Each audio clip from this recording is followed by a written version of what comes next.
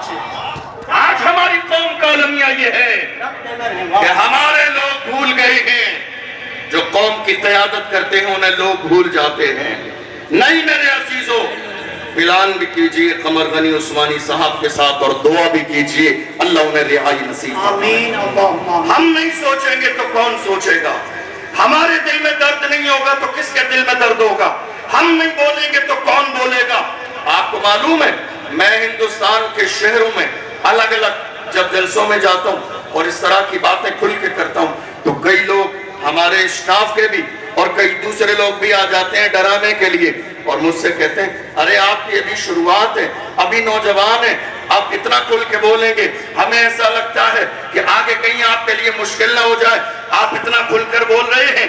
آخر آپ کے پیچھے کوئی بہت مضبوط بیک گراؤنڈ ہے جس کی بنیاد پر آپ دبتے نہیں ہیں، کھل کے بولتے ہیں۔ میں ایسے لوگوں کو بڑے پیار سے کہتا ہوں اگر میرے بیک گراؤنڈ کی بات سننا چاہتے ہو تفصیل بتا دوں گا تو کلیجے دہل جائیں گے۔ آپ مجھ سے کہہ رہے ہیں دبتے نہیں ہیں، ارے سنو کیا دبے جس پہ حمایت کرو، پنجا تیرا شیر کو خطرے میں لاتا نہیں کتا تیرا۔ نعرہ تکبیر، عشق محبت، عشق محبت، جامعہ نوریہ رضویہ باقرگنج بریلی شریف۔ آج حالات ایسے ہیں ملک کے کونے کونے میں خوف پھیلانے کی کوشش کی جا رہی ہے، ہمارے جوانوں کے سینے میں خوف پیدا کر دیا گیا۔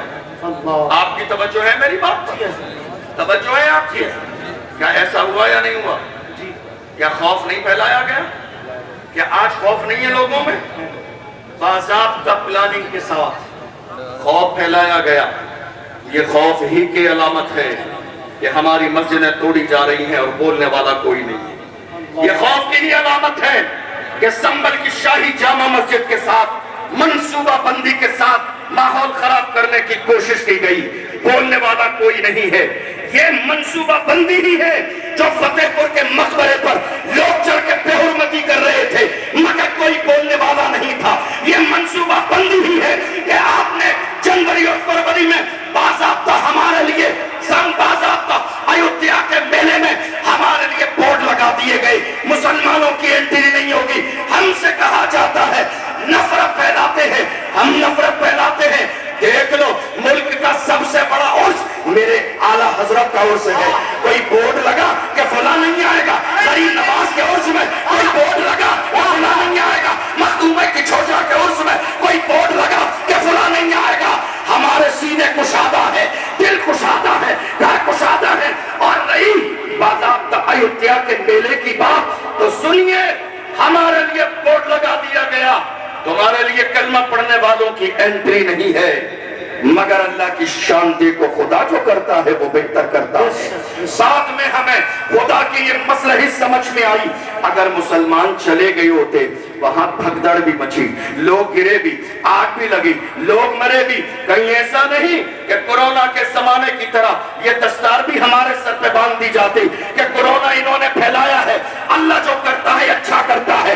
ہمارے نام کا بورڈ لگا دیا گیا، انٹری نہیں ہوگی، مگر زمانے نے دیکھا جب مچی بھگدڑ لوگ مرنے لگے تو یہی کلمہ پڑھنے والے مسلمان تھے جنہوں نے دل کے دروازے بھی کھولے، مسجدوں کے دروازے کھولے، گھر کے دروازے کھولے اور کہا کھانا تمہارے لیے، پانی تمہارے لیے، باتھ روم تمہارے لیے، بستر تمہارے لیے، چین تمہارے لیے، سکون تمہارے لیے۔ تب جا کے ان دشمنوں نے کہا ہم نے تمہیں آنے نہ دیا مگر تم نے بستر لگا دیے، تو مسلمانوں نے کہا وہ تمہارا کردار تھا، یہ محمد عربی کے غلاموں کا کردار۔ بہت اچھے، زندہ باد، زندہ باد۔ وہ تمہارا کردار تھا، یہ محمد عربی کے غلاموں کا کردار ہے۔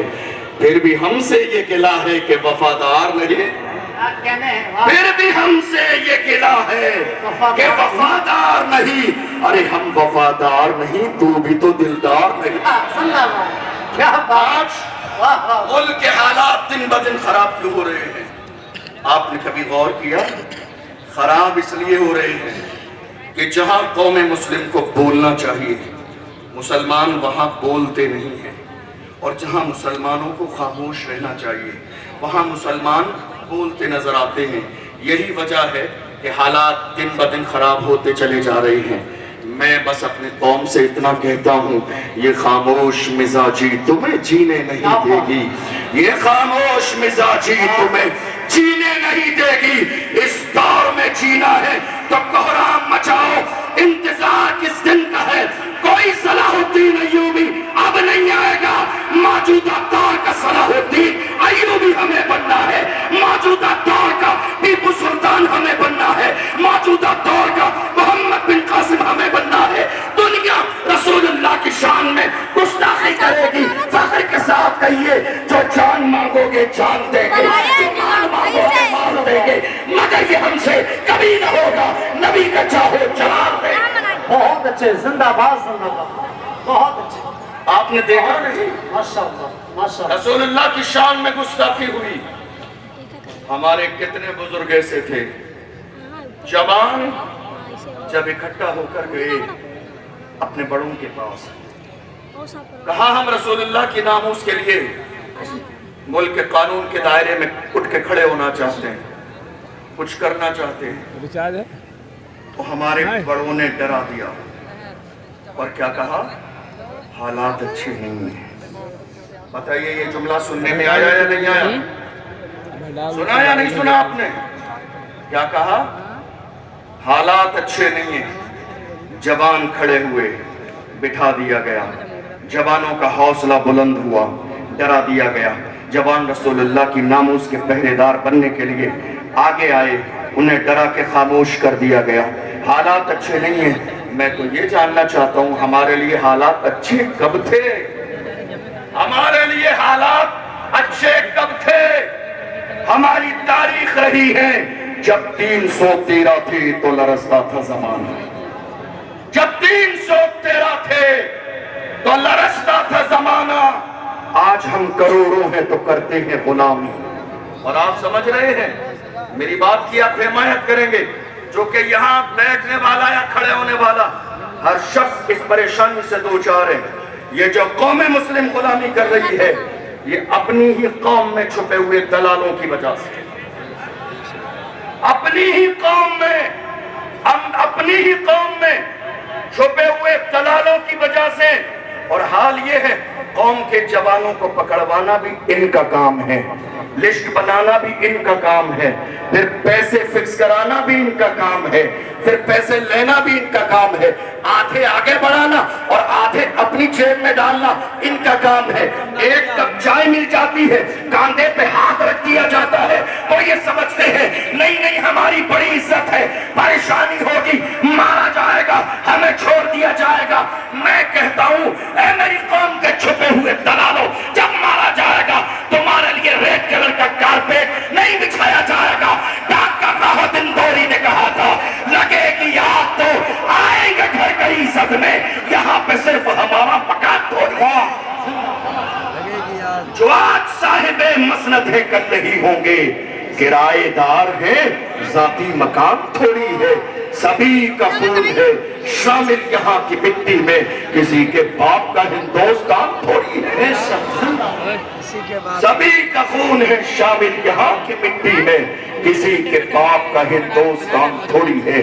آج حالات ہماری نگاہوں کے سامنے ہیں، ہم دیکھ رہے ہیں نعرہ تکبیر، نعرہ رسالت، مسلک اعلیٰ حضرت شہزادہ سرکار مولا کائنات خطیب اعظم ہندوستان حضرت علامہ مولانا سید جامی اشرف صاحب قبلہ، حضرت علامہ سید جامی اشرف صاحب قبلہ، نبیر سرکار اعلیٰ حضرت، نبیر سرکار اعلیٰ حضرت حضور سمنانی میاں صاحب قبلہ، نعرہ تکبیر، نعرہ رسالت۔ دیکھیے حضرات پیر طریقت رہبر راہ شریعت خطیب ہندوستان ناشر مسلک اعلیٰ حضرت شہزادہ سرکار مولا کائنات حضرت علامہ مولانا سید جامی اشرف صاحب کی چوچبی کی آمد ہو گئی ہے۔